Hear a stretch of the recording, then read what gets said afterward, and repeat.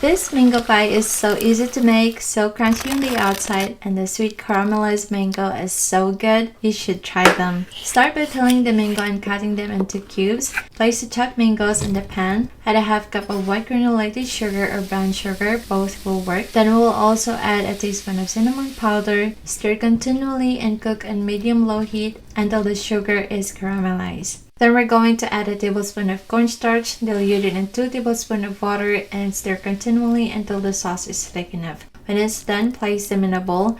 Cut the crust of your bread and make it flat using a rolling pin. Place 2 tablespoons of mango filling in the bread, then brush the edges with an egg wash so the bread sticks together.